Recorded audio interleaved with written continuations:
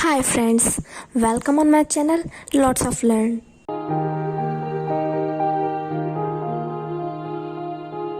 Symmetric matrix को पढ़ने से पहले हम ट्रांसपोज ऑफ मैट्रिक्स पढ़ेंगे।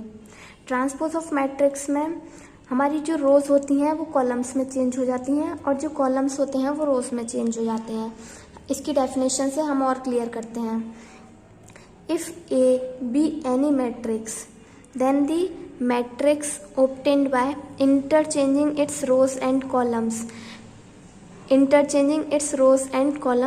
is called the transpose of matrix.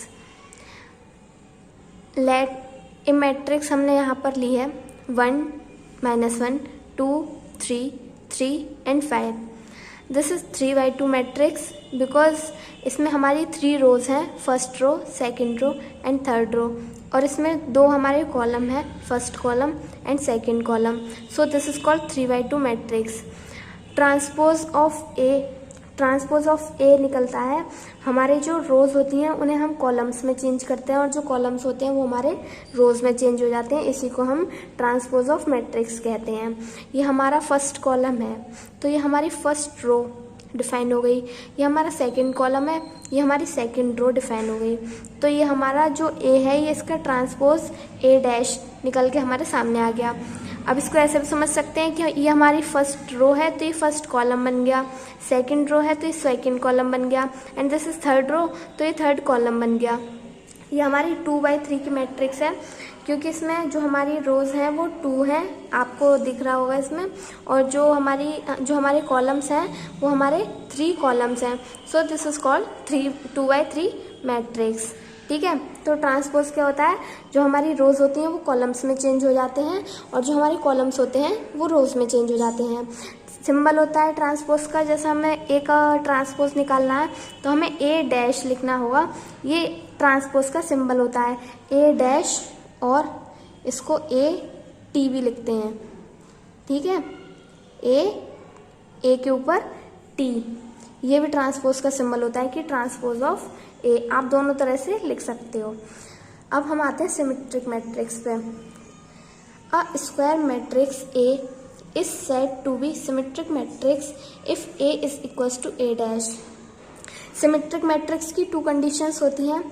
पहली कि वो स्क्वायर मैट्रिक्स होनी चाहिए। कोई भी मैट्रिक्स सिमेट्रिक मैट्रिक्स तभी हो सकती है जब वो स्क्वायर मैट्रिक्स हो।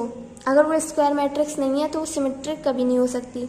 और सेकंड कंडीशन कि जो हमारा ए है वो ट्रांसपोज ऑफ ए के इक्वल होना चाहिए। अब आपको समझ में आया होगा कि हमने आपको ट्रांसपोज पहले क्यों डिफाइन किया।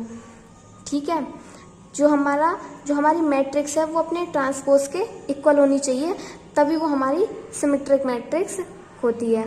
ठीक है, तो आप यहाँ तक नोट कर सकते हैं।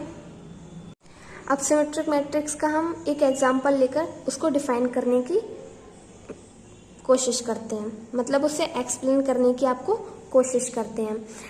हम सिमेट्रिक मैट्रिक्स में हमने एक जो हमारी मैट्रिक्स है वो डिफाइन की, जो 2, 1 एंड -5, 1, 3, 0, -5, 0, 4।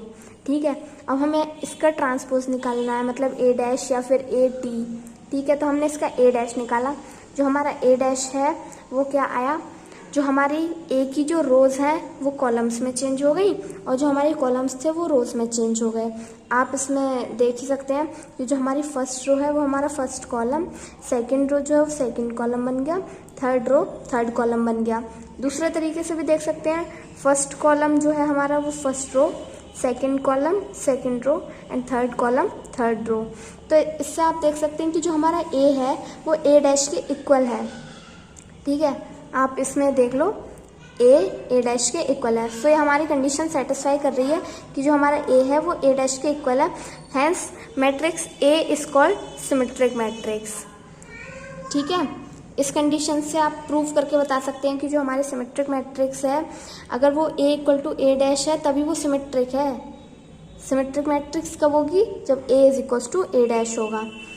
स्क्वायर मैट्रिक्स ही सिमेट्रिक मैट्रिक्स हो सकती है। स्क्वायर मैट्रिक्स समझ रहे हैं ना आप, जिसका ऑर्डर 1/1, 2/2, 3/3 ऐसे हो। नॉन स्क्वायर मैट्रिक्स कभी भी सिमेट्रिक मैट्रिक्स नहीं हो सकती।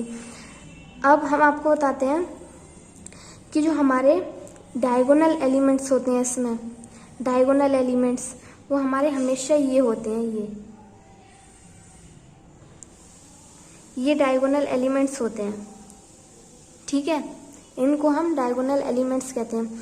बहुत से बच्चे क्या करते हैं, बहुत से बच्चे कहते हैं कि ये भी तो डायगोनल एलिमेंट्स हो सकते हैं, वो इसको करके वो इनको डायगोनल एलिमेंट्स मान लेते हैं और क्वेश्चन गलत कर देते हैं, ठीक है। ये हमारे डायगोनल एलिमेंट्स कभी भी नहीं होते। जो हमारा प्रूव करने का होता है वो तो वो बता देते हैं, लेकिन हम देखकर भी बता सकते हैं कि सिमेट्रिक मैट्रिक्स है या नहीं है। अब देखकर कैसे बता सकते हैं वो हम आपको बताते हैं। ये नोट डालकर लिखना है, ये इम्पोर्टेंट है। If corresponding non diagonal elements are equal then matrix is symmetric matrix. हमारे नॉन डायगोनल एलिमेंट्स क्या होंगे, डायगोनल एलिमेंट्स को छोड़कर सारे हमारे नॉन डायगोनल एलिमेंट्स होते हैं। तो बोला है करस्पॉन्डिंग, करस्पॉन्डिंग बोला है। करस्पॉन्डिंग मतलब ये इसके साथ है, ये इसके साथ है, ठीक है, and this is equal to this. जो हमारा 1 है वो 1 के इक्वल, -5 है -5 के इक्वल, 0 है 0 के इक्वल। और जो हमारे नॉन डायगोनल एलिमेंट्स हैं वो इक्वल हैं, और जो डायगोनल एलिमेंट्स हैं वो कुछ भी हो सकते हैं, एनीथिंग। बट जो हमारे नॉन डायगोनल एलिमेंट्स हैं सिमेट्रिक मैट्रिक्स में वो इक्वल होते हैं। ये देख के आप डिफाइन कर सकते हैं सिंप्लीफाई में, मतलब 1 मार्क्स में आप बता सकते हैं कि हमारी सिमेट्रिक मैट्रिक्स होगी। सिर्फ इस एक लाइन को याद करके आप देख के बता सकते हैं कि सिमेट्रिक मैट्रिक्स है या फिर नहीं है। अब बहुत से बच्चे क्या करते हैं, बहुत से बच्चे डायगोनल एलिमेंट्स ये लेट कर लेते हैं, क्योंकि वो सोचते हैं कि डायगोनल इधर से लो इधर से लो बात बराबर है, बट ये गलत है, ऐसा नहीं होता है। डायगोनल एलिमेंट्स ऑलवेज ये होते हैं, ऑलवेज, आप इस चीज़ को ध्यान रखें। डायगोनल एलिमेंट्स कभी भी ये नहीं होते, ऑलवेज ये होते हैं, ये, ठीक है। यहाँ से स्टार्ट होंगे, ये नहीं होंगे कभी भी। तो इसमें हमारा इसमें मतलब 1 के इक्वल, -5 के इक्वल, 0 के इक्वल। तो इस तरह से भी हम सिमेट्रिक मैट्रिक्स को डिफाइन कर सकते हैं। मिलते हैं नेक्स्ट वीडियो में, ठीक है। नेक्स्ट वीडियो शायद आई थिंक इसकी सिमेट्रिक मैट्रिक्स के ऊपर होगी। तो तब तक के लिए थैंक यू, टेक केयर।